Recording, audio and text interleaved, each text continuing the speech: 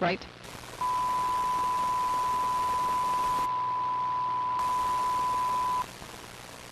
Right.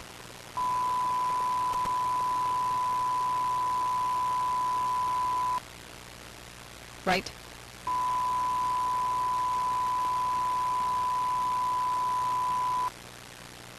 Right.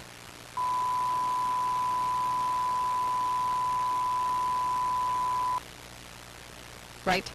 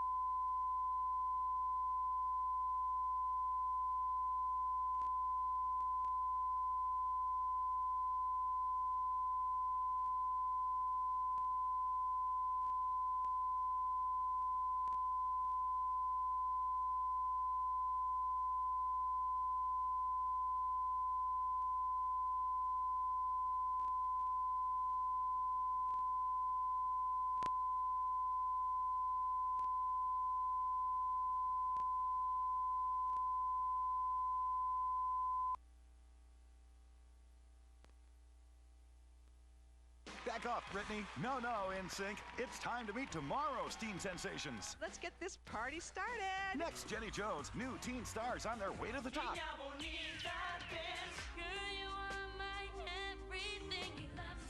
Watch their dreams come true. I'm getting the opportunity right here. You got signed like on the spot? And see who you think will be the next chartbuster. Come on, clap your hands. Oh my. Wow. Next, Jenny Jones. Ricky Martin, Jennifer Lopez, Britney Spears. The summer of 1999 was a hot one, musically speaking, and they provided the soundtrack. So who will provide the beat for summer 2000? Well, we've got some ideas about that. And whether you're a boy band groupie or a pop diva fanatic, you don't want to miss this hour. You could be watching this summer's hottest breakout music acts. Well, today's music scene is nothing short of a youth explosion, from Britney Spears and Christina Aguilera to the Backstreet Boys and NSYNC. Now, at no other time in musical history have teens flexed more muscle on the music charts. We've packed this next hour with groups that we think have what it takes to make it to teen idol status. In fact, the 7 young musical acts you're going to see today are off to a major start. They've been signed by some major record labels like Epic, BMG, DreamWorks, even Puff Daddy's own label, Bad Boy Entertainment. You're also going to meet 2 up-and-coming teen models who are from Elite Models. They are 2 of the most promising supermodels in the making with Elite. So let's get this party started. This first musical act, called Jive 5, comes to us all the way from San Juan, Puerto Rico. Now, back in 1998, Jive 5 was on the Latin version of Star Search, and shortly after landed a deal with EMI Latin. They're making their name on the Latin Billboard charts and are proving themselves to be the Latin answer to the Backstreet Boys. Here to perform Niña Bonita off their album titled Entre Tu y Yo. Show some love for EM Latin recording artist Jive 5. Now, he is being treated by LA City firefighters, paramedics. They're doing CPR right now. We understand he was unconscious and not breathing when they got to him. They are trying to revive him. But again, a bizarre chain of events here on the Vincent. Then a short while later, that collision takes place at the top of the bridge, and somebody jumps off the bridge, reportedly in an effort to elude authorities. That person now fighting for his life. Reporting live overhead, I'm Larry Welk at Sky 9. Back to you in the studio.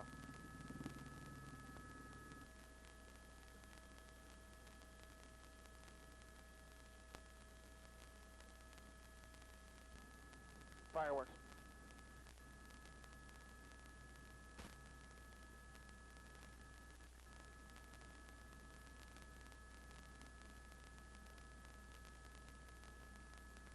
It's actually Beverly Hills Fire and Riverside PD. Yeah.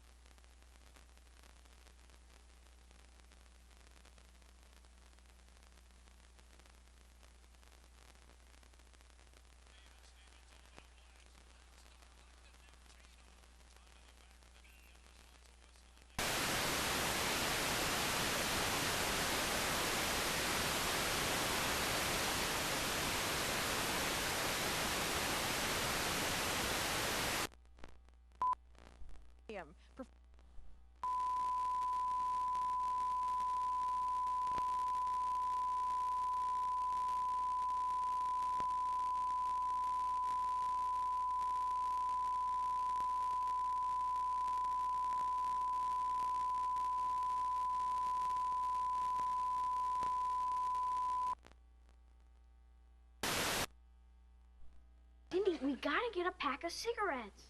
Hey, get off now. Give that phone a rest. Hold on. What are you picking on me for? 'Cause I...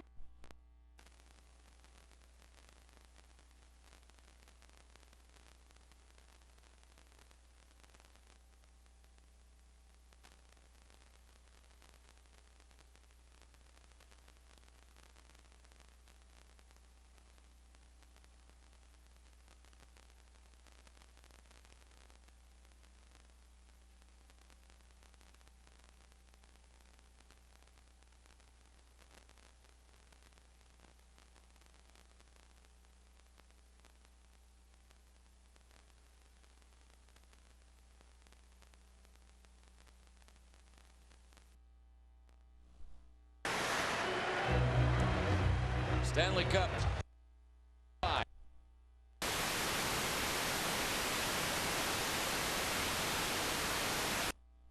Patera.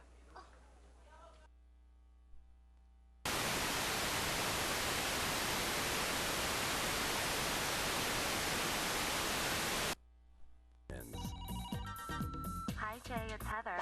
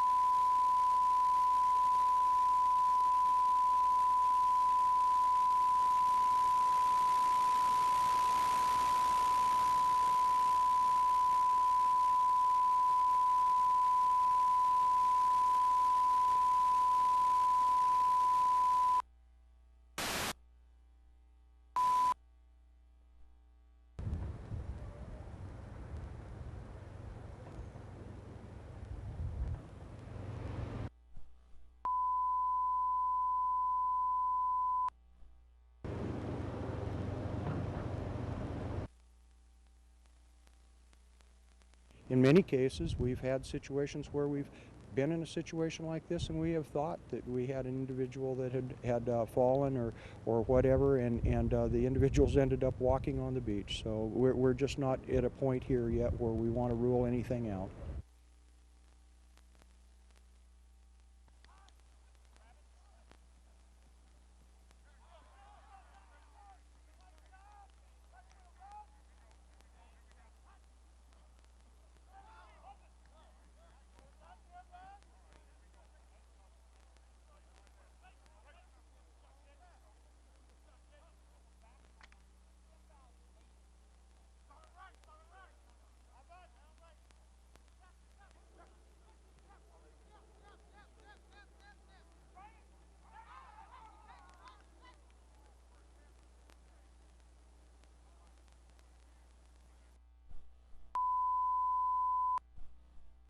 A lot of our groups today have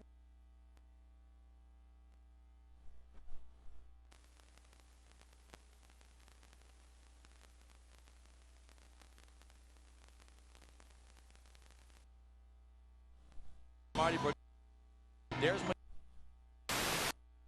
pricing on the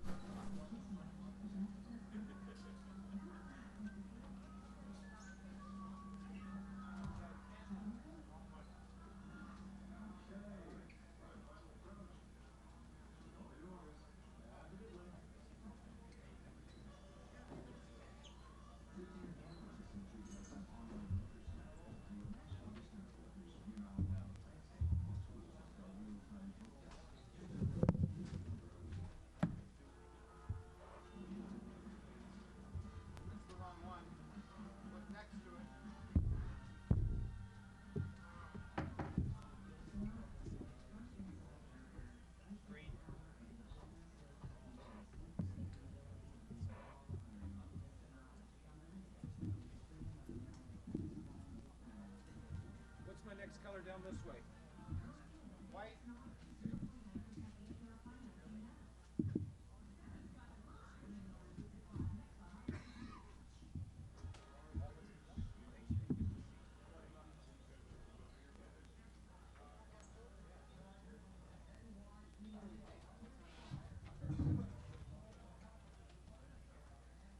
David, you can do all of them?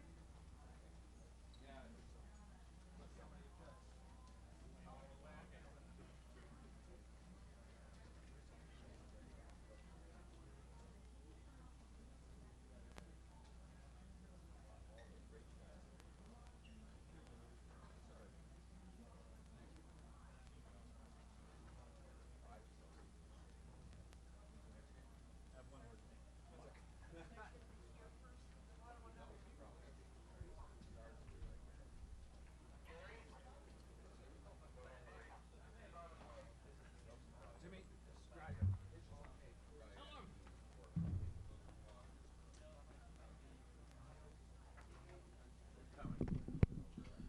Coach Hitchcock is on his way into the interview area.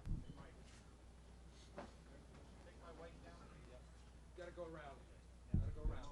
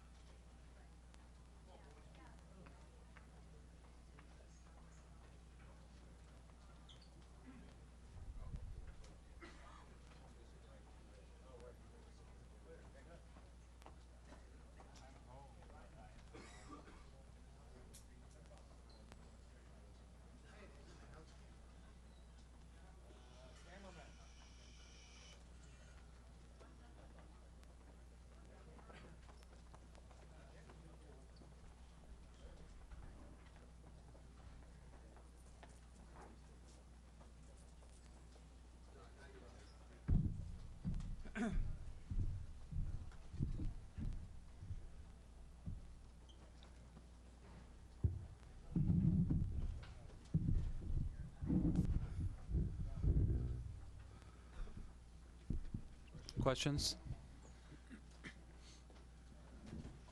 Ken, earlier today you talked about delaying New Jersey scoring as long as possible. I guess you guys did a pretty good job.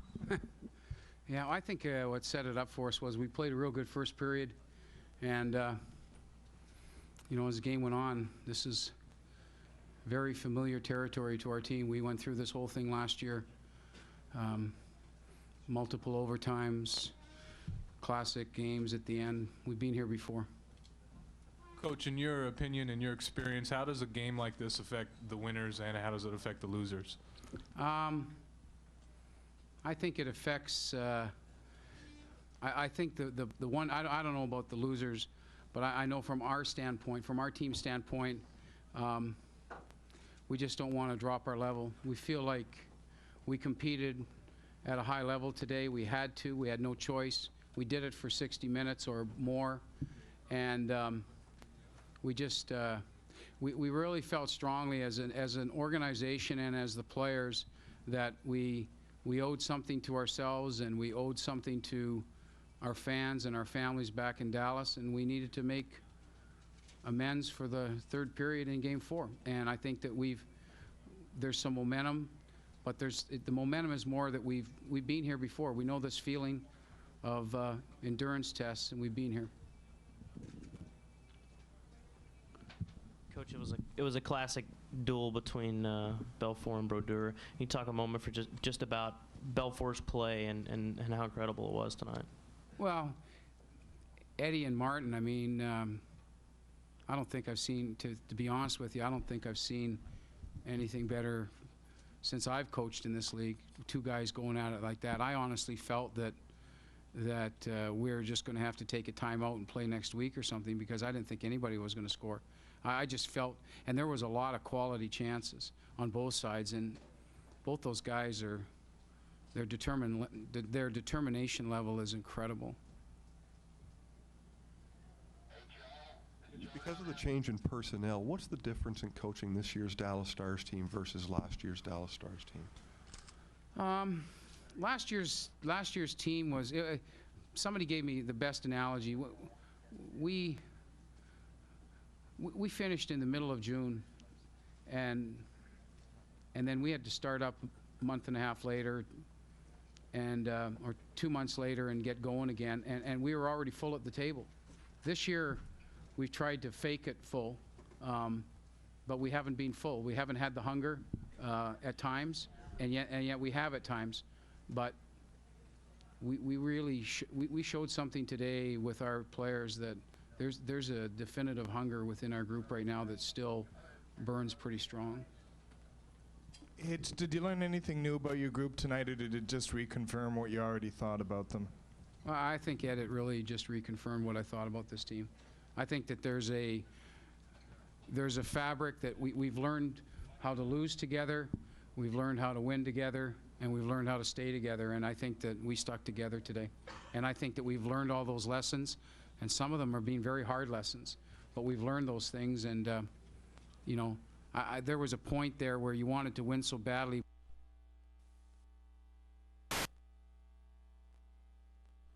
For running around on me. I knew about that waitress.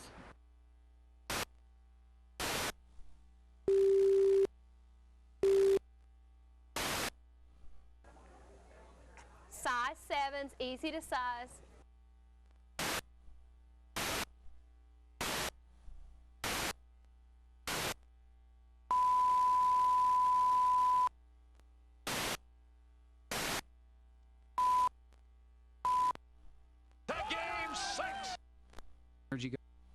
It went right back to Brett Hall, an end-over-ender that banked in off of Mike Madonna between Marty Brodeur's legs. Oh, we go back to Dallas. There is Mike Madonna getting to the front, and he just got a little piece of it, and that is all he needed.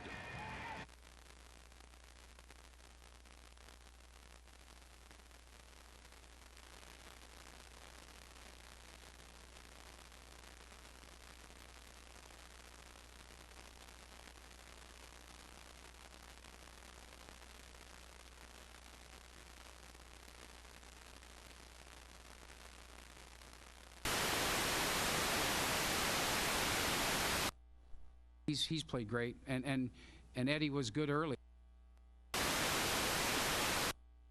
Thing that we went through in the other series, but Eddie's been great. Call 312-836-9485.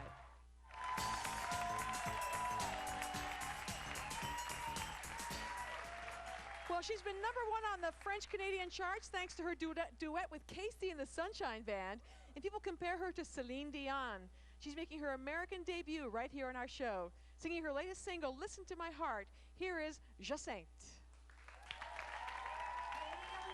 Get up and clap your hands, come on!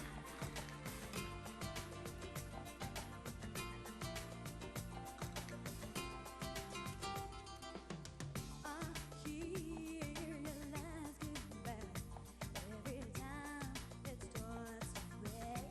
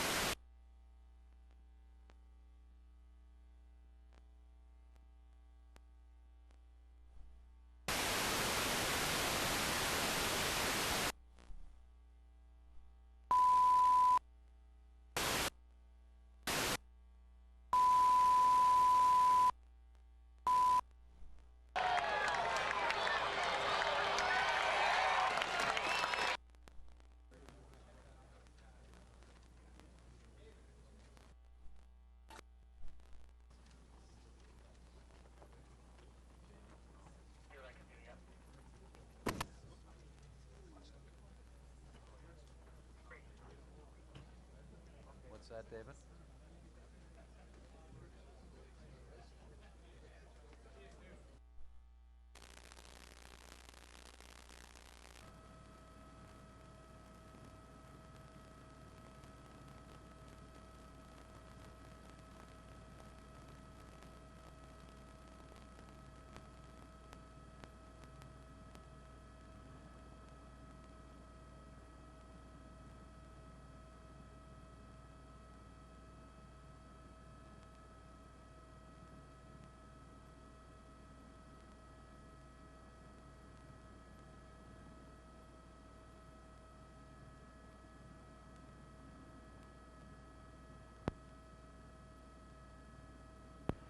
Yeah, they've got the van open now. They're going to be stripping the equipment out of there.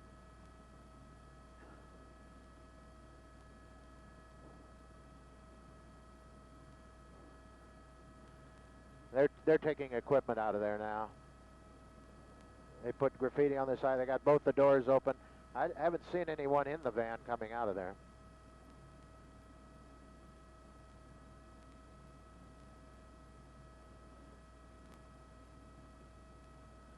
There we see a guy running with a tape deck or some kind of equipment, maybe a camera. Now they're tipping a car over here, it's a station wagon. I'm listening to him.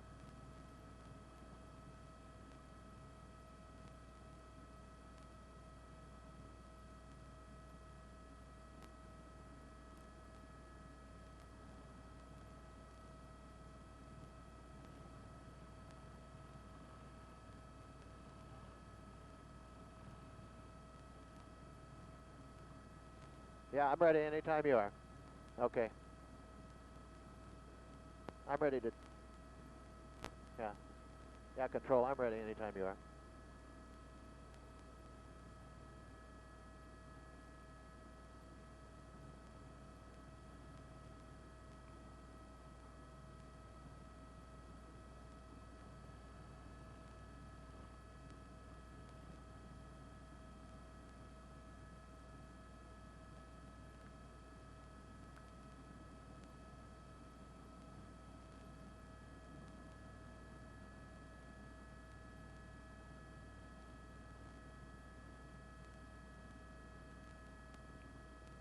Okay, I'm ready whenever you are.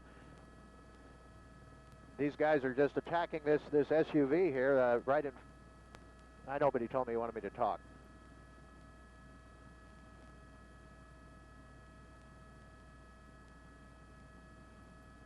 Yes, I'm here, and we're looking at this SUV that is being attacked by the crowd now. Just a few moments ago, you saw that news van up in front there that is being stripped now. They're getting inside there. They're taking all the equipment out, and they're starting a fire now. They threw some kind of burning material in there. They're throwing combustible materials in there. We think we saw them throw some fire in there, so we'll be looking for some smoke. We saw them taking equipment out of that van, tape decks, cameras, whatever. There were just total vandalism going on, and then they moved back to this car, which now you can see they've busted off a branch of this tree and put it on here. They tried to tip it over several times, but they weren't successful. Now they're trying to light this tree on fire to set this car on fire. So these people have gone completely out of control here, and we don't see the police moving in. I think probably they're going to have to do something about this. They're probably going to get themselves set up in a riot configuration to try and move in, but they have to protect themselves before they do that.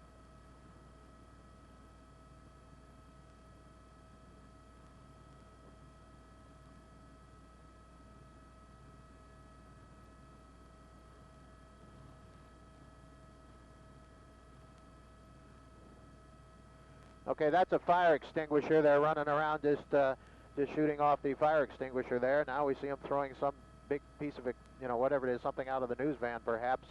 I didn't see the female you were talking about. Looks like their fire hasn't been very successful in that news van, though.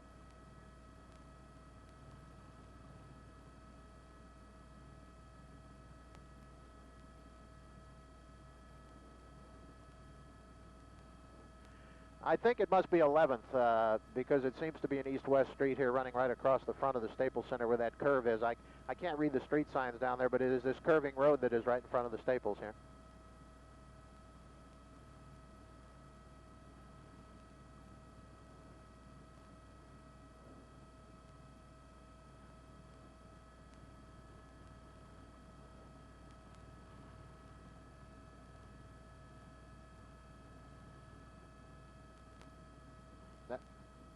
Right.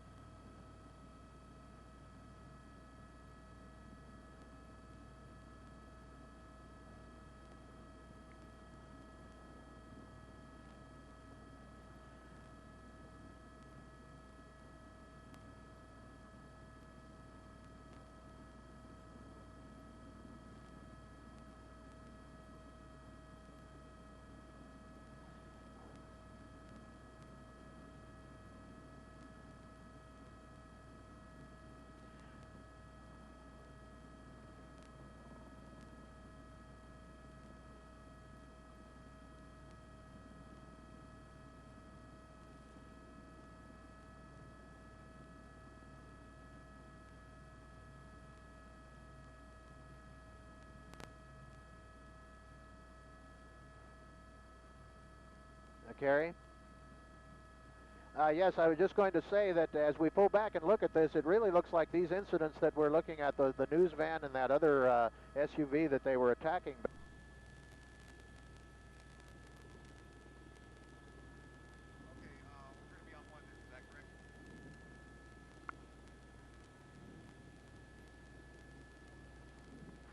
Armando, go ahead.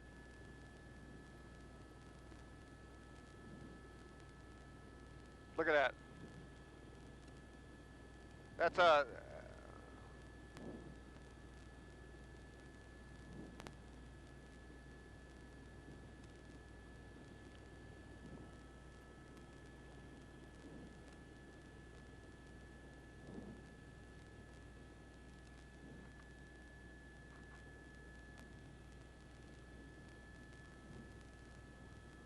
That's nice.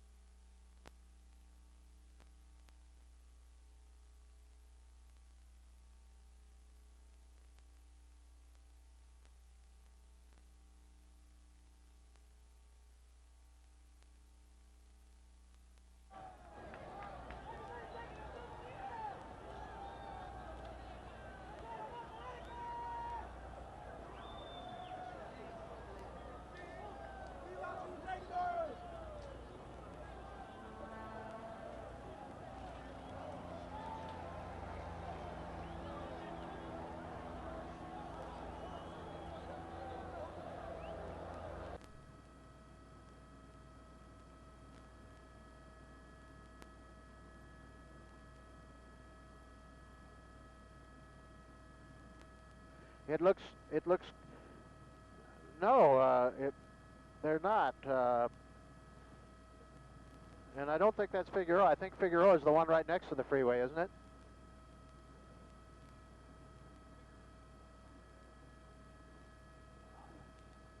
Okay.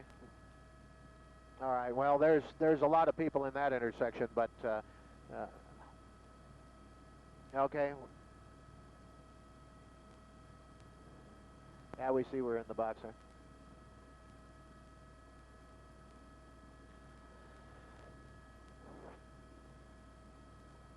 They're not on our live shot now. Yeah, but that's not what he's looking at. That's my car! Man, what's wrong with those people? What, they got patient license plate or something? Oh, man.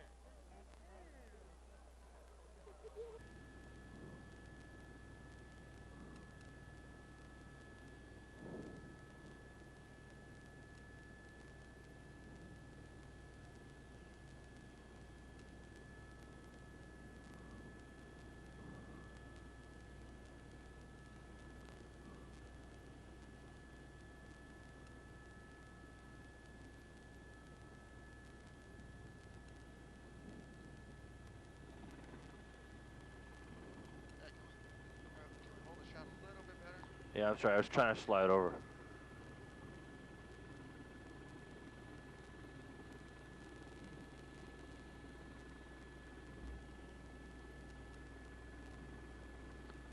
My apologies. Oh, sorry, don't worry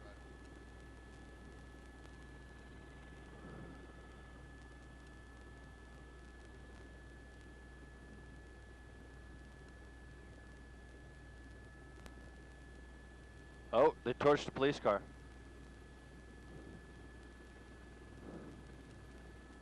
They torched the police car. Oh, it's stupid, man.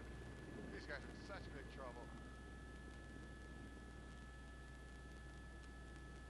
These guys are all felons now. Oh, big time. Hey, where you are in the first place. I'll bet you.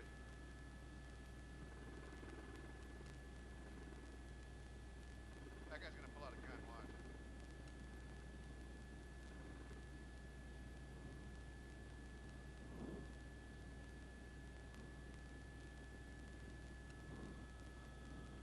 The funny thing is, Can you see anything else besides that? no, the activity, let's see here. Pull out slightly. Okay, yeah, they're going to start that police car on fire now, looks like.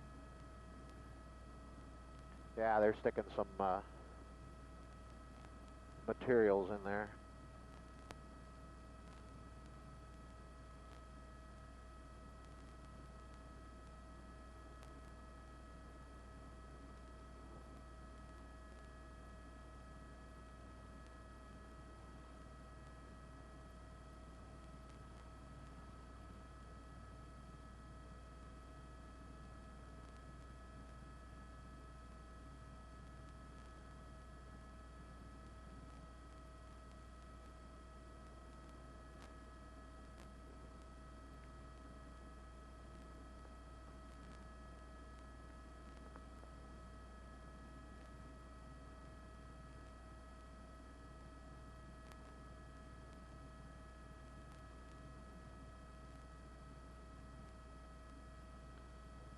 Yeah, now they're trying to fan that flame there.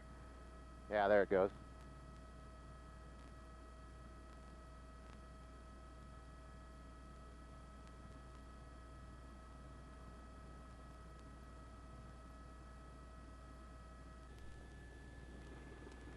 Oh, that guy got hit right in the head. with what? Somebody threw a pipe at him. Somebody threw a pipe and it got him right in the face. Look at the cops.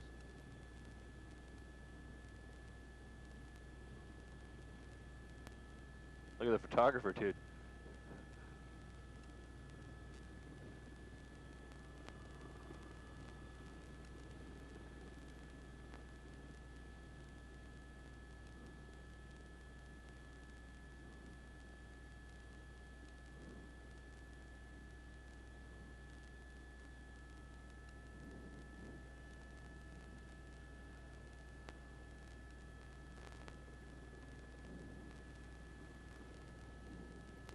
A fire truck's pulling up on the other fire, if you want to see that. We're live right now, I don't want to do anything. Oh, okay. Didn't know. Sorry.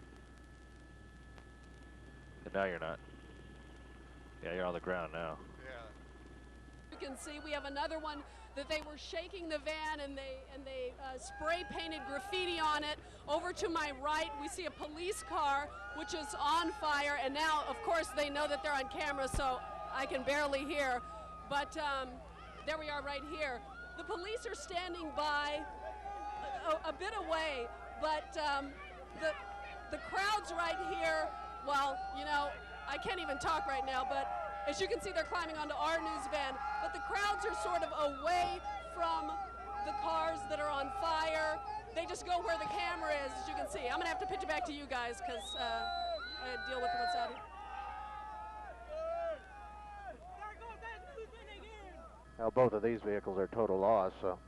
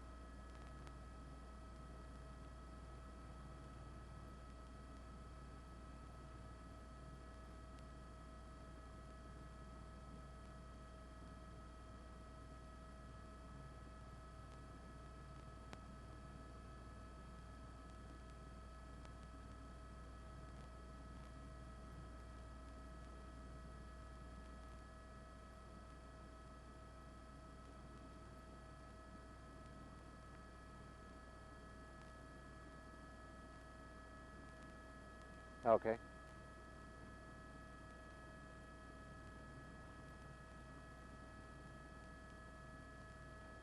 Pico, that'll be down a street.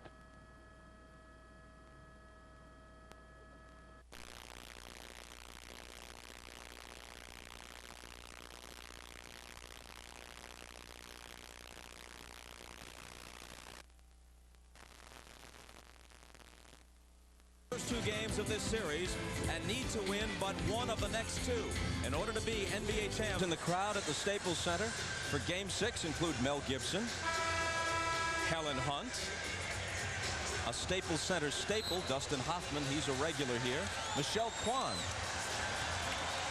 Steven Spielberg, Salma Hayek, and Ed Norton.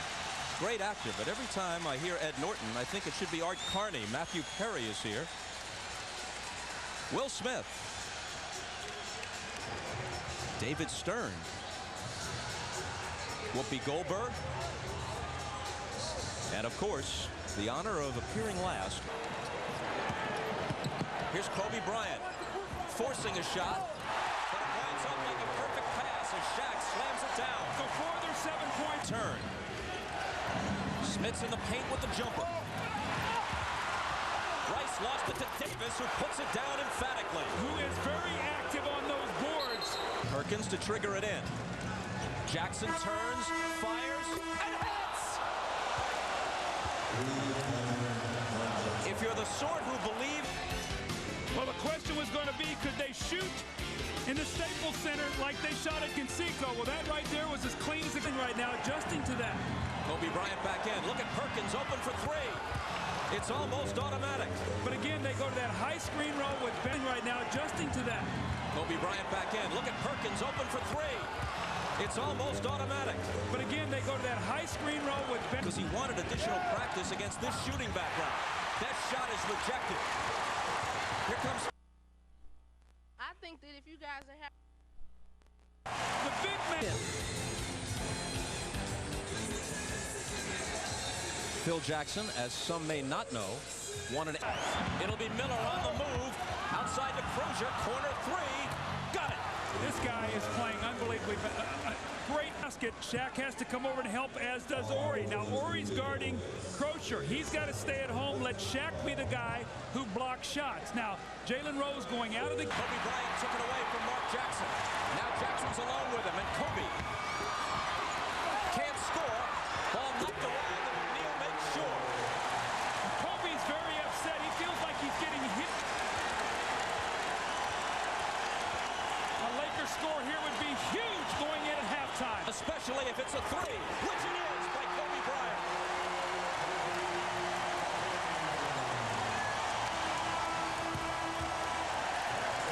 For the Lakers, Shaq has not touched the ball. Jalen Rose finds Dale Davis. Good start here for Indiana, and Phil Jackson. Rice for three. He continues to sizzle from downtown. Lakers, they're double teaming in the post. He steps out on that little baseline and knocks in the jump shot. And dribble penetration. You get inside Harper, the defense collapses.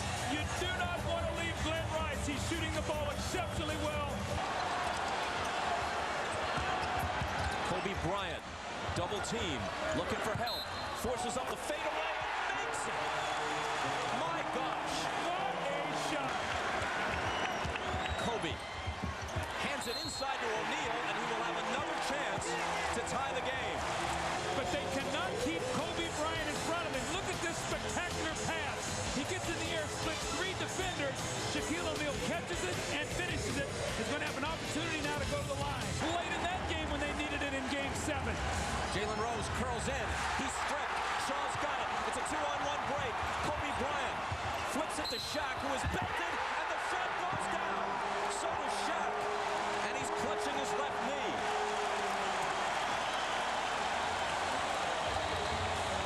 He seems to be saying, just give me a second.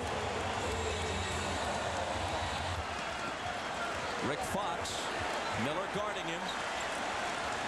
He pumps up a three.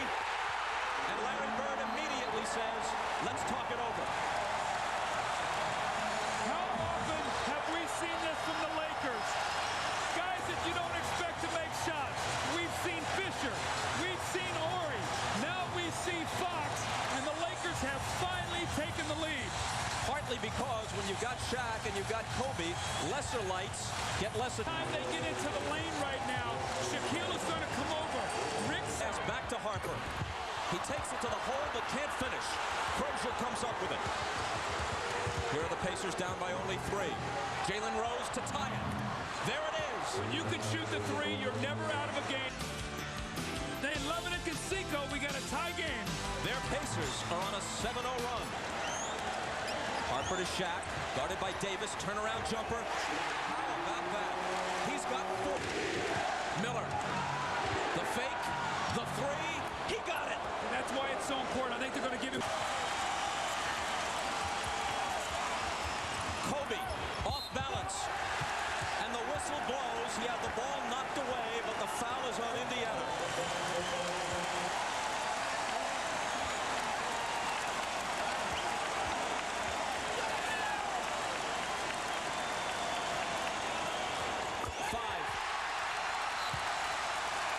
Timeout. He drives, throws it up.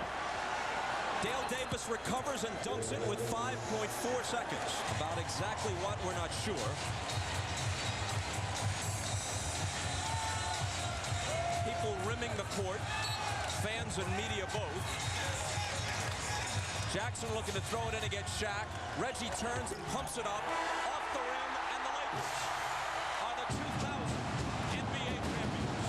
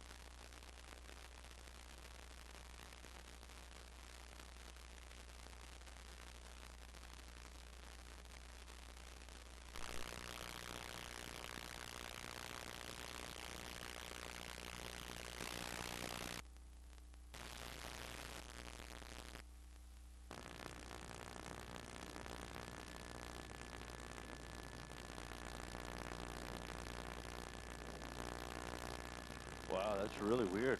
What's that? The CAPD helicopter park it. They always orbit.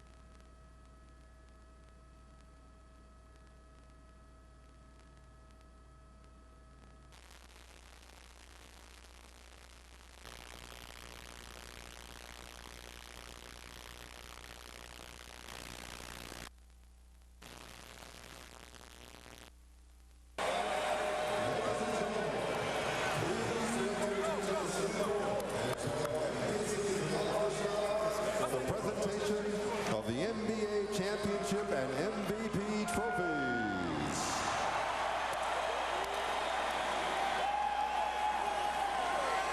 It is now time for the NBA 2000 Championship presentation. Joining me on the podium, Lakers owner Dr. Jerry Buss, head coach Phil Jackson, co-captains Ron Harper, Shaquille O'Neal. And to your Los Angeles Lakers for their 7th championship, Dr. Buss, congratulations to the NBA 2000 champion, Los Angeles Lakers, their fans, and this city.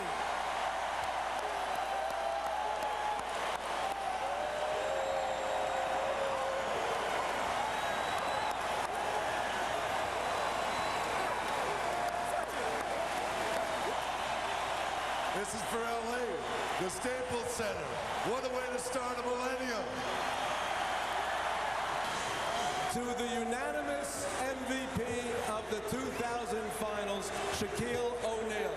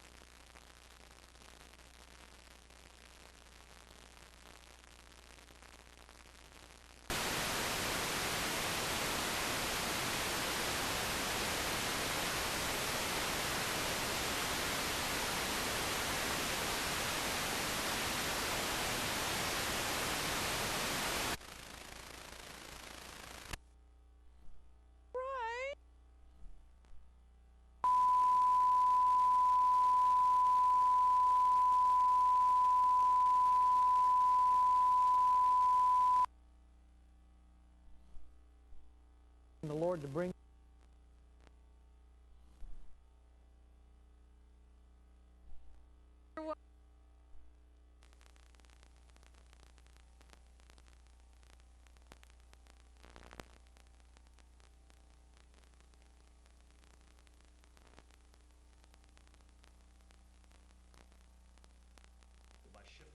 The force may very well be with George Lucas this time in his effort to move 4 of his entertainment companies to a state-of-the-art campus in the northeast corner of the Presidio.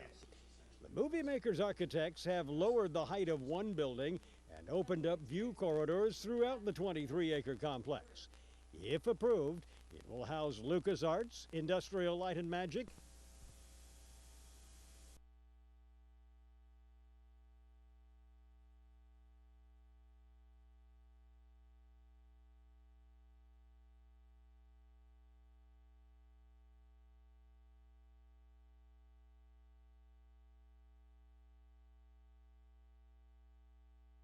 Remember compliments you receive. Forget the insults. Be nice to your siblings. They're your best link to your past and the people most likely to stick with you in the future. Finally, a minivan to live by. Introducing